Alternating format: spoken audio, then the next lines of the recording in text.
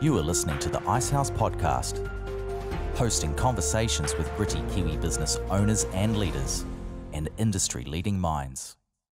Hello, everybody. Welcome to this week's episode of the Icehouse Podcast. My name is Bryar Stewart. I'm the community manager at the Icehouse, and I love that a part of my job is being able to chat to our amazing alumni all across New Zealand, hearing about their journey of business ownership and leadership.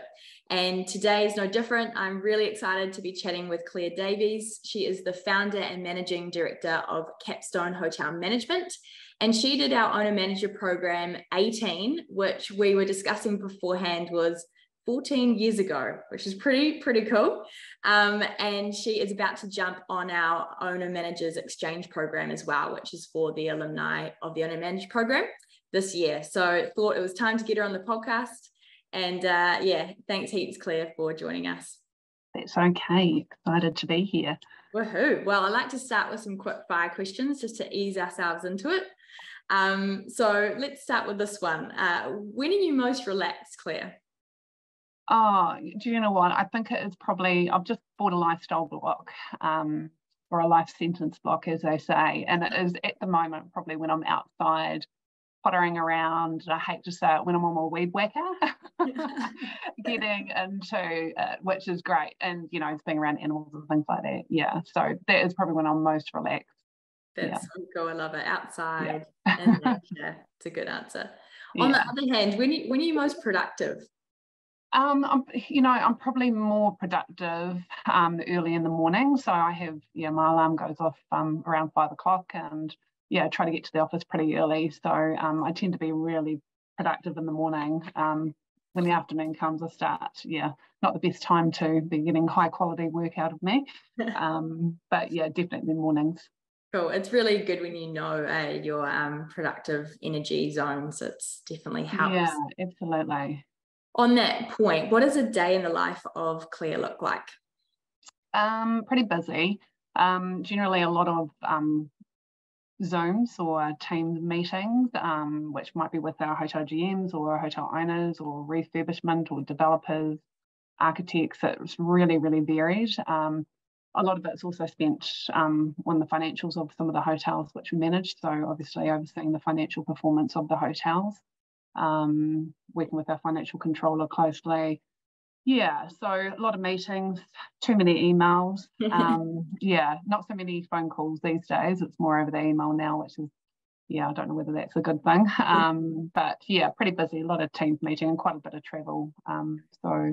Usually once a week I'm traveling to one of the hotels at least. It's a lot. Totally. Very full life you're living.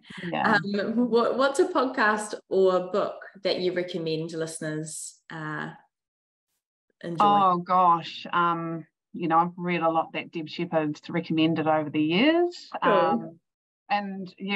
I haven't, to be honest, I haven't had a lot of time to do a lot of reading lately.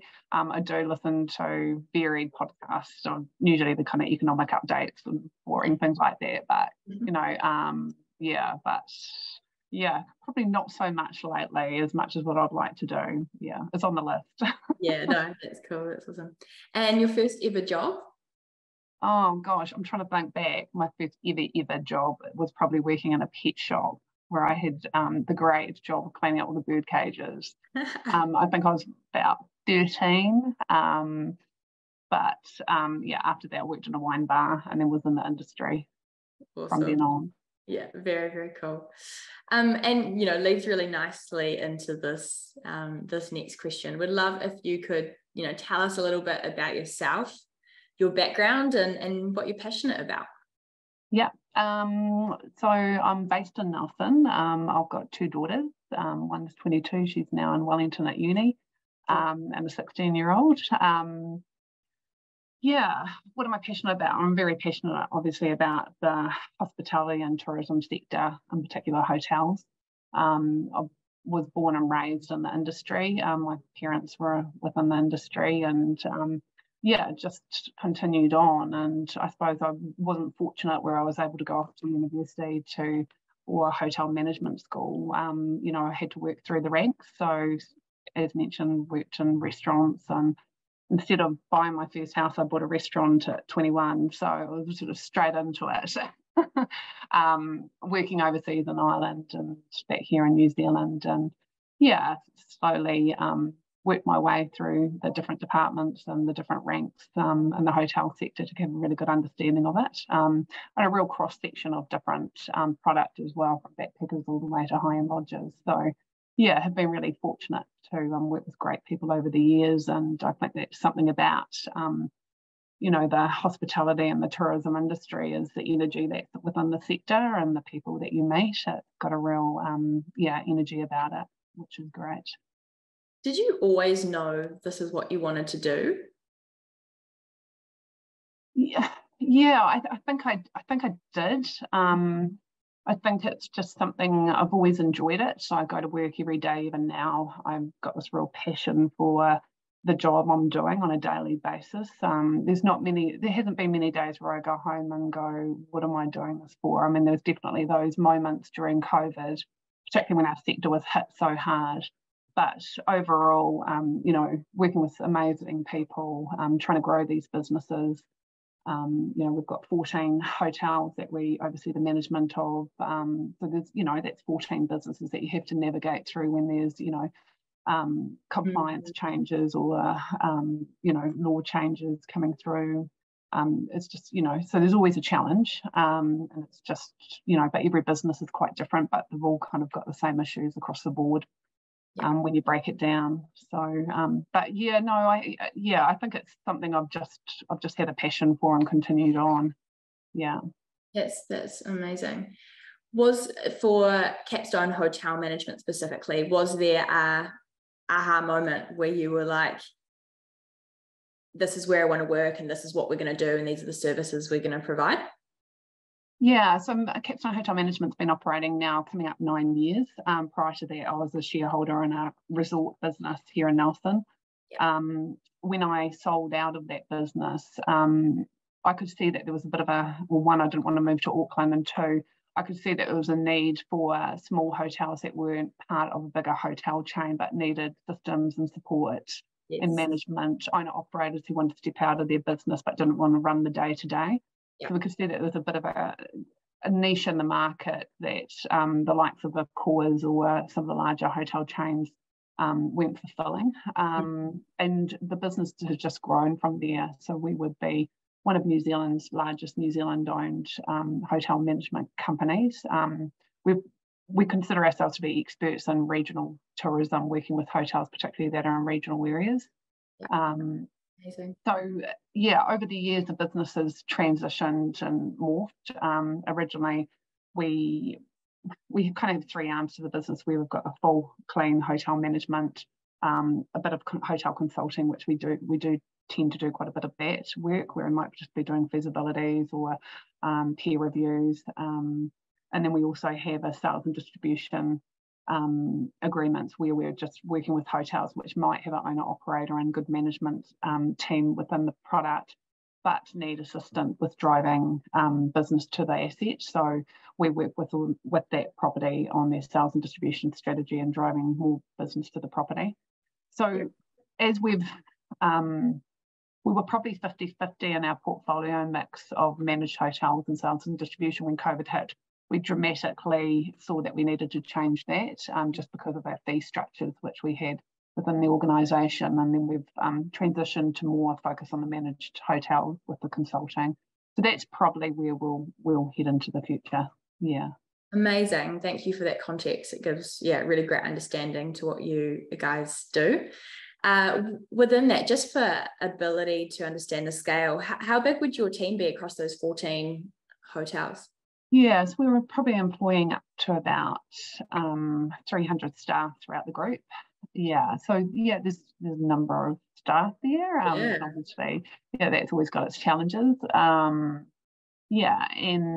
great managers on site that report into our head office. We centralise all our HR, finance, marketing, systems and operating procedures and training. So that's all centralised. We've got an office in Nelson and one in Auckland. So a good team there delivering in that area. but yeah, at the end of the day, we're only as good as, we can have all the systems, processes, but, the team are on the floor, they're on the cold face, dealing with the customers and the clients. So that's really important, making sure that we've got, the right people in place there. Very, very cool. That's amazing. Massive growth in the last 9 years as well for a New Zealand business. Yeah, absolutely. Yeah, and we've got another 3 new builds coming on board over the next 6 months, which is exciting. Wow. Really high-end product, and which is, we're really excited about that. Yeah, very, very exciting. Congratulations, Claire. That's so cool to hear. I'd love to hear that sense of purpose from you. What motivates you to do what you do, to get up in the morning and to manage, one, that many people, but this awesome business? I think it's wanting to add value. I think that's really important. So, when we work with an owner, it's really about a partnership of seeing what their vision and intentions are with the asset, whether it's to hold it long term or to look to sell, or to make sure it's delivering the best return it can for the owner. So that's our goal, while maintaining the asset. So there's quite a lot tied up in that, and for us, it's seeing that we can, one, not only increase the return to the owners, but then also making sure that we're maintaining that asset and delivering on the brand and delivering on the vision that the owner has. That's really important. We want long-term relationships with our owners, and it needs to be sustainable and viable. So yeah, every hotel or lodge is quite unique, and so we've got to work with the hotel owner on delivering where, at the end of the day, it's their asset, what's their aspirations for it, and it's our job to implement. Yeah. Like you're saying, that relationship between the hotel owner would be so important for you guys to implement more of those, I guess, bespoke solutions, right? Because they would be so different to each. Oh, absolutely. And sometimes it's, managing cash flows as well. So they've all got different cash flow issues, and working out, timings of when you can put more capex in and renovations to be able to kind of continue to be able to yield. That's important too, that reinvestment back into the asset. So, but it's a balancing act. Yeah. So interesting. Yeah. Thanks for unpacking that. Yeah. What advice would you give to your younger self? Maybe before, starting this business, if you could go back in time. Look, it was pretty hard. I remember, I think one of my first kind of light bulb moments was I was sitting in it was a hotel conference that was held every year, and I attended it, and I think I counted in the room, there would have been about 300 people. I think there was like 15 females in the room, and I just remembered thinking, oh my God, Claire, what are you doing? So it was a very male dominated, particularly in that GM space, CEO space, and it's still to this day too, it is changing, particularly in the event sector, but still in hotels it is still very male dominated. I suppose I just wish I'd given myself the courage to go, just back yourself a bit more, and I think that's probably the imposter syndrome stepping in, and probably just confidence from a female perspective. Yeah. Probably that's totally.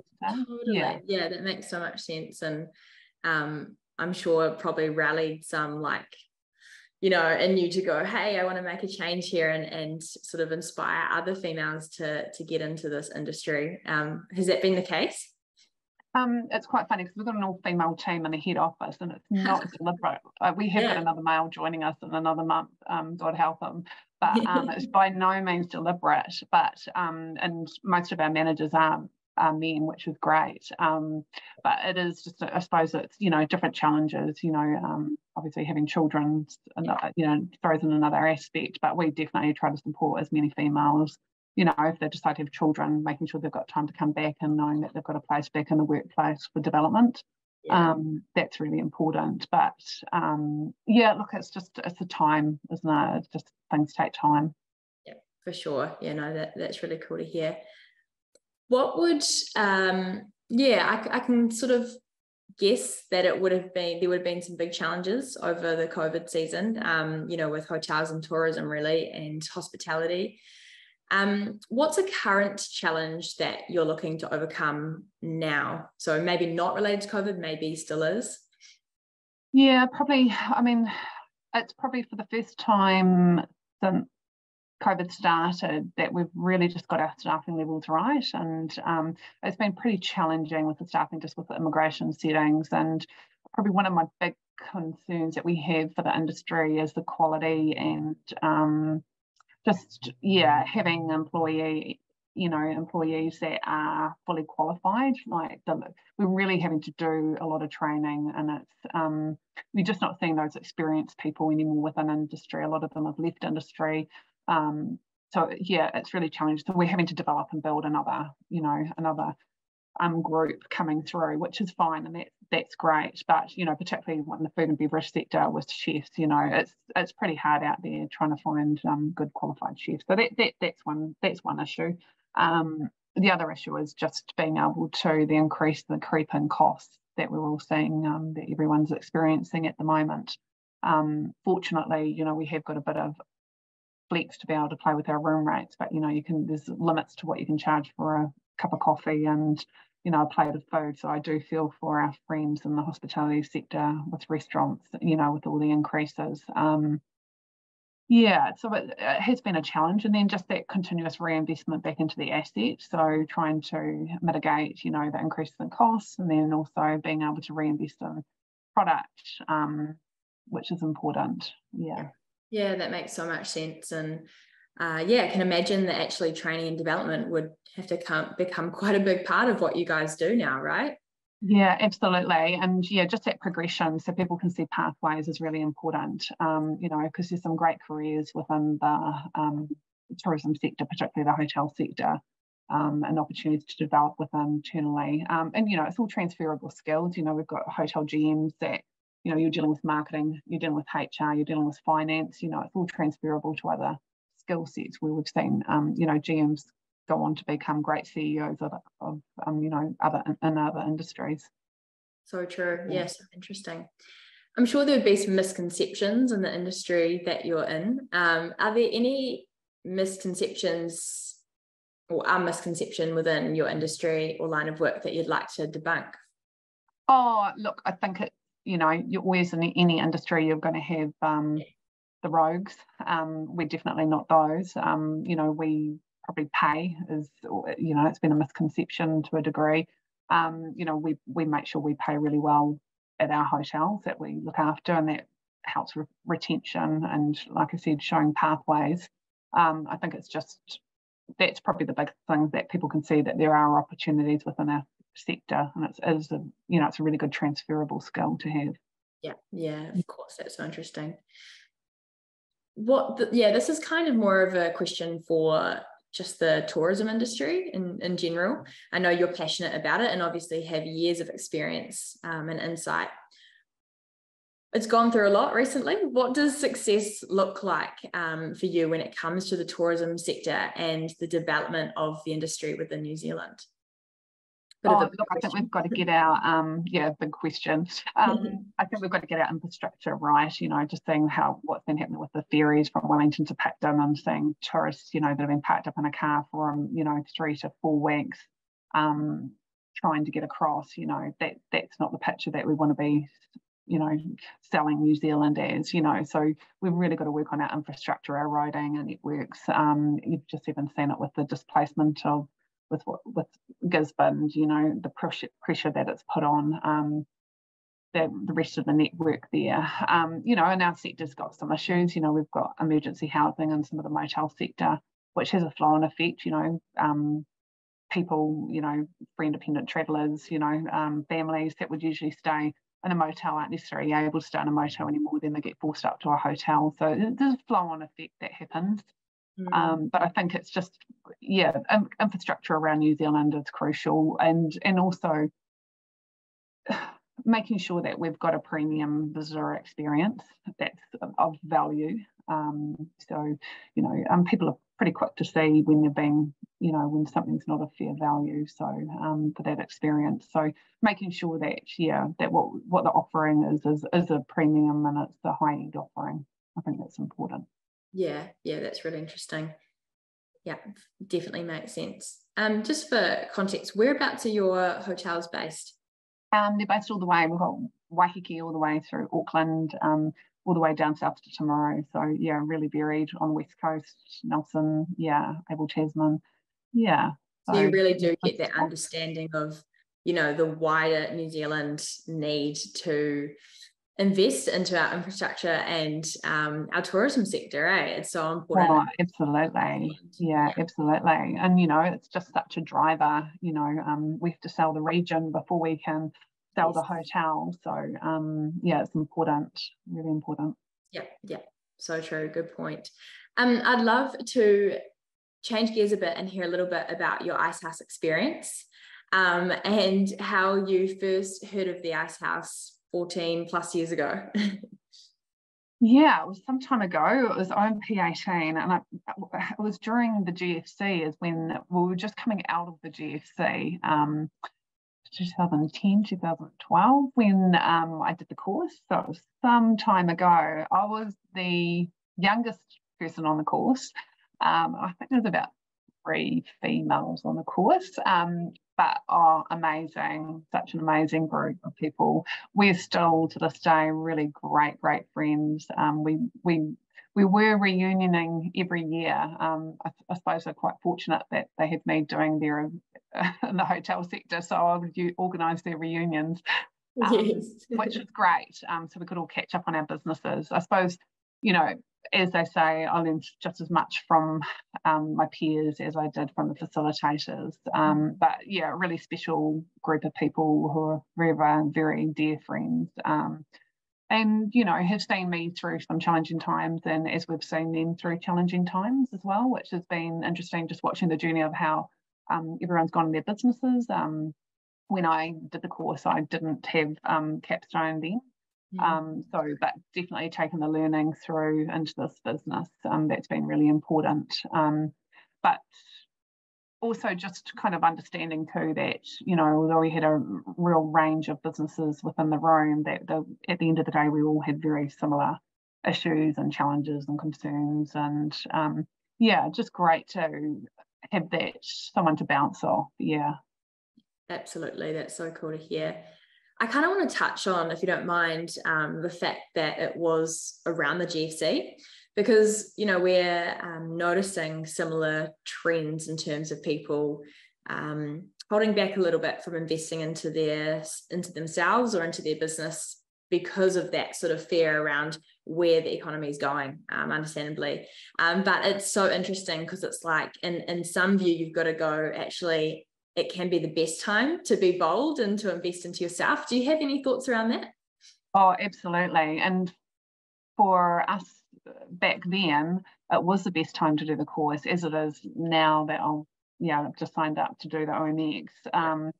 It really is. And I think it's just getting those tools to understand, to make those hard decisions, whether it's with your team or your staffing or finances, or what your vision is, what's your exit strategy, just to reset really and just look at what you're doing and have it peer reviewed and have it challenged, actually, because it can be quite lonely, particularly, I'm the sole director of the company. I've got great senior colleagues here that I'll bounce ideas off, but it's by no means, it's far great to have an external person, challenging some of your assumptions.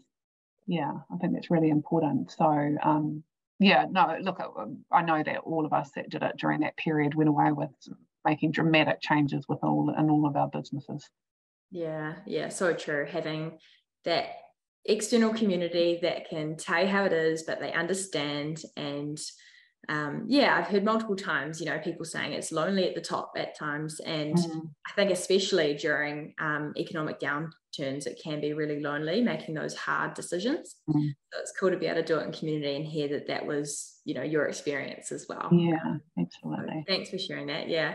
At the time, did you have any hesitations to come on program, or were you like, cool, this is it, I'm coming, I'm here? Probably did. It was probably just lack of confidence, really, of going into this room with all these really successful business people, and just nervousness around content and what's going to be delivered, and what are they going to ask me about my business, and all that imposter syndrome again and coming through. But when you get there, you actually find out, I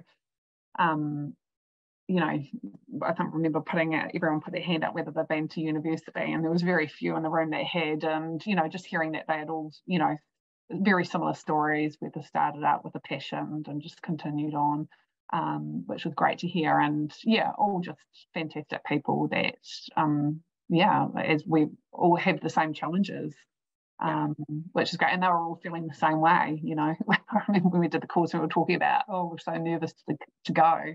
But it was definitely the best. One of the best things I've ever done in business is attending that course. That's so cool to hear. I love that. It's just amazing. And from working at the Icehouse and just being able to hear these stories every week about the impact this program's had, and years on still staying in touch with your cohort, that's really, really significant. So it's great to hear. Was there anything, I know we're having to draw our minds back a bit, but was there anything in particular that the owner manager program had an impact on you and your business, maybe from a personal perspective, or maybe from an actual practical business decision? Some of it was, sometimes it's just reaffirmation that you're doing the right thing.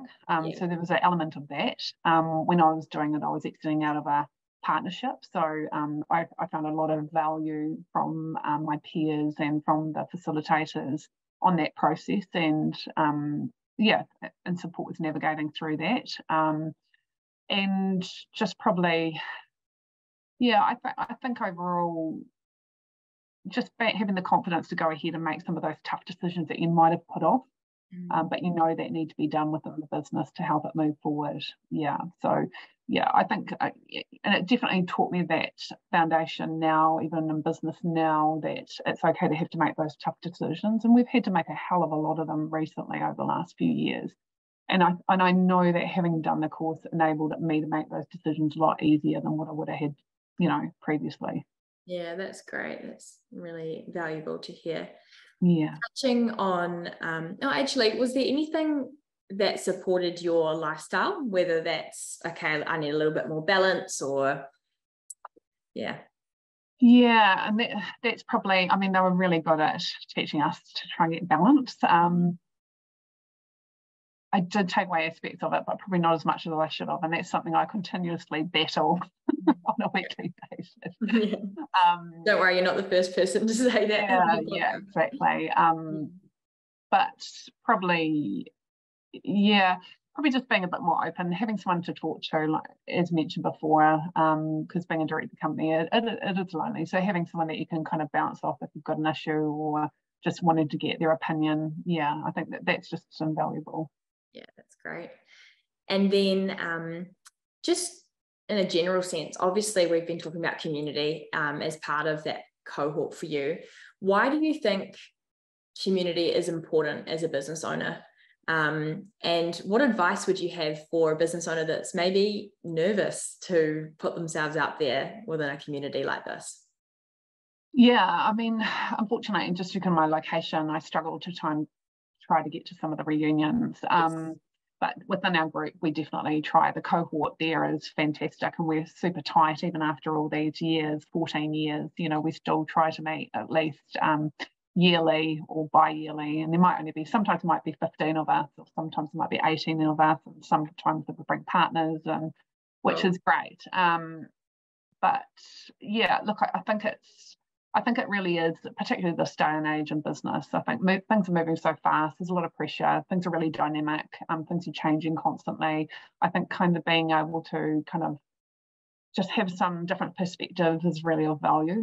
And I don't think, there's not a lot of organisations you can go to where you'll get the support like you do from the Icehouse. So I think, and having the, some of the facilitators, they're just exceptional. So I know that even to this day, if I had an issue and I needed to call up Deb or Liz or Dal, I know they'll take the call and have a good chat with me and maybe help support me through any issue I might be having, and that's priceless, and that holds a lot of value. Yeah, it absolutely does. They're amazing people to have within the network. Yeah. And really cool that you have signed up to OMX as well. And we'll be able to have sort of another touch point of the Icehouse community in your journey this year. I love that. Would love to finish on this question. What does the future look like for you and for your business? Yeah, well, this is part of doing the OMX, really. We're going through quite a bit of growth at the moment. The growth is happening quite fast.